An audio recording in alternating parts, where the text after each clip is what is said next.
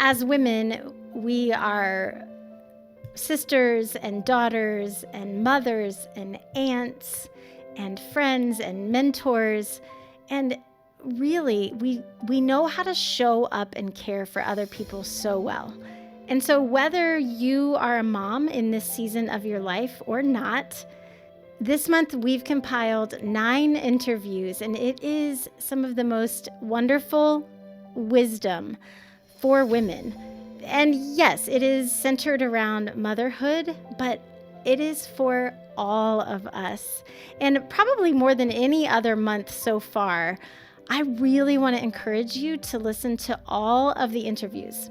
The truth is, we all have all 9 numbers within us. And so you're going to learn from listening to every interview. And then I just have to tell you, I've heard all the interviews, and the advice and the wisdom and the sisterhood that you're going to feel with women that are your number, but also that are not the same number as you, is really, really powerful. So I just want to encourage you to tune in all month, listen to all of them, because the depth of this topic this month is really, really powerful. And I know it's going to be a blessing to you. So as I was thinking about who to interview this month, I chose women who are, some of them are my friends, some are friends of friends. They are all women who have leaned on the Enneagram to become better versions of themselves.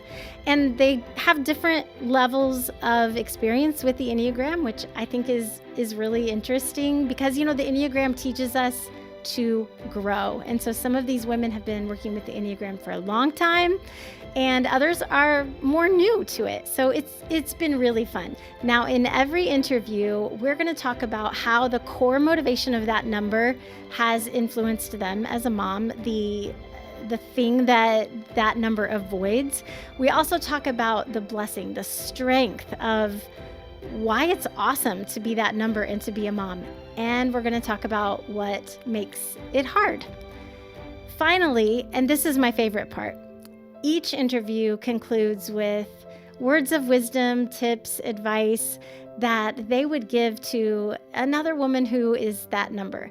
And this is where no matter which interview you listen to, you are going to gain so much wisdom and encouragement for your role in raising up the next generation. I never really felt like I had much power until becoming a mom, if that makes more sense. I suddenly had somebody else that I had to take care of and advocate for and make sure that everything went well for. And that really kind of blossomed my ability to stand up for myself and speak out. I always joke. I did some work in human resources, and I say being a mom is the hardest job because quarterly reviews from children can be brutal.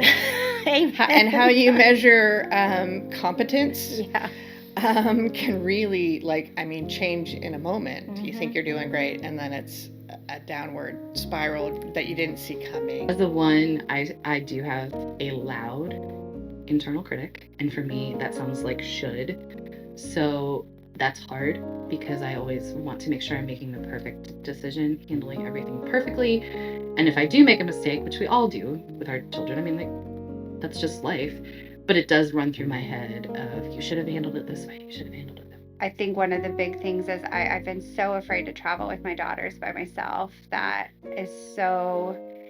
was just this really big obstacle for me that I was really aware of, because in general, as a 7, loving to travel, loving new experiences, that wouldn't scare me. There's so many things that I would do and they would not scare me at all.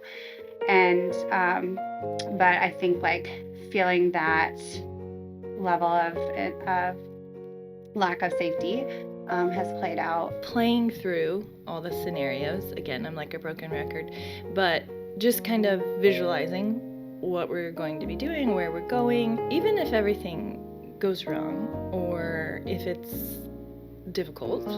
One, I have people around me who are all the other types in the Enneagram who bring their strengths and support and love. But also, now that I'm a more experienced mom with 3 kids, the oldest being 16, I have had to power through a lot of things. We really value open, honest conversation, and that means in lots of subjects, sex, what are you hearing?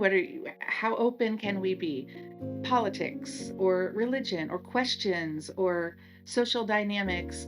And I think there are times, this is one of the downfalls, I think, of this, is that there are times where we want our kids to feel so safe to come to us that we over soften and make concessions to not be too rigid or have too many hard boundaries. Like sometimes I think, okay, we may have compensated a little bit to like make sure we felt like ooey gooey safe, and maybe we just need to like let a no be a no sometimes. Well, I'm an adoptive mom.